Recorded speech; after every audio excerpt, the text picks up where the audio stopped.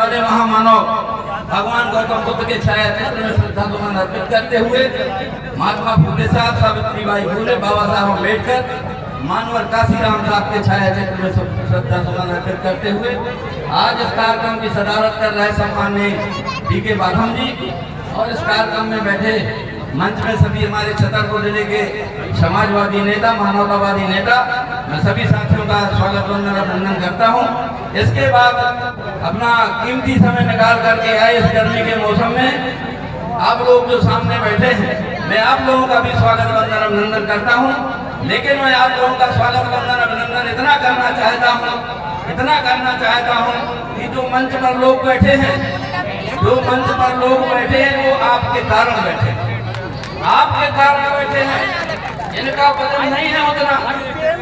मंच के लोग बड़े नहीं होते हैं, यदि आप नहीं होते तो मंच नहीं होगा, न यहाँ भाषण दे रहे होते। और जब तराजू तोली जाती है, जिसका वजन नीचे होता है, वजनदार वही होता है। तो जो साथ यहाँ बैठे हैं साथी, वही हमारे वजनदार लोग हैं। तो मैं ज्यादा ना कहते हुए थोड़ी सी बात रखूंगा कि संघर्षों के सारे में इतिहास हमारा बनता है, पलता है। जिस ओर जवानी चलती है उस ओर जवानी चलता है। साथियों, आज इस कार्यक्रम में बाबा साहब अम्बेडकर की जयंती में जो इस बड़ा मगहरा क्षेत्र के नौजवान लोगों के अंदर जो हमें ताजगी और उत्सुकता मिली है, तो ऐसा लग रहा है कि निश्चित छतरपुर जिले में कुछ परिवर्तन होने की संख्या समझ में आ रही है। तो मैं ज्यादा बात नहीं कहूँगा, लेकिन हमारे भगवान बुद्ध ने एक बात कही थी। भगवान बुद्ध ने कहा था कि दुनिया में दुख है तो उसका कारण है, और जिसका कारण होता है उसका निवारण है। तो साथियों, आज इस पंडाल के अंदर या किसी छत के अंदर पानी बरस रहा हो और छत के अंदर टपकना चालू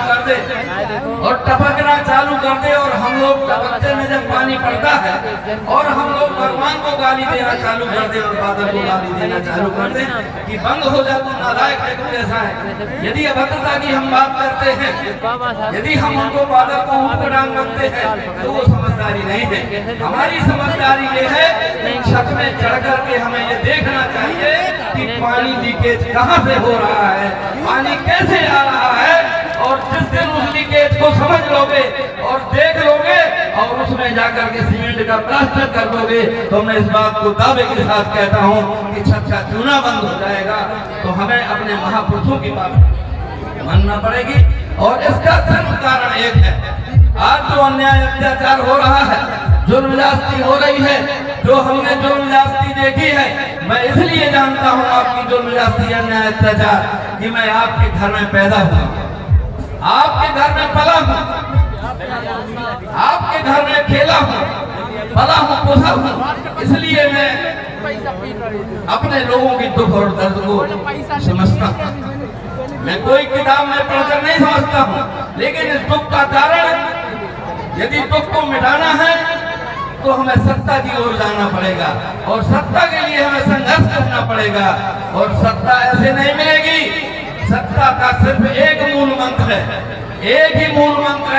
कि देश के अंदर जो छोटी छोटी गैर बराबरी वाली जातियां हैं, काची, कुर्मी, लोधी है, हरकरिया, नाऊ, तेली, बसोर, मोरी, जितनी भी जातियां हैं, आदिवासी हैं, इन सारी की सारी जातियों के अंदर हमें भाईचारा पैदा करना पड़ेगा। बिना भाईचारा के काम चलने वाला नहीं है। और इस मध्य प्रदेश के अंदर जब काशीराम साहब का आंदोलन चला था, काशीराम जी भाईचारे का आंदोलन लेकर के सतना की धरती में उतरे थे और सुखलाल कुशवाहा जैसा एक बहादुर व्यक्ति मिल गया था और सुखलाल कुशवाहा जी को उन्होंने काशीराम जी ने